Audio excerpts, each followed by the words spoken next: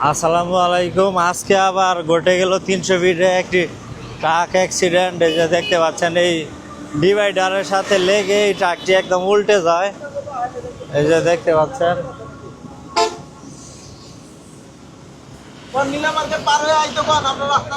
এই যে এটা নীলা মার্কেটের এইখানে 300 ফিট নীলা মার্কেটের এইখানে।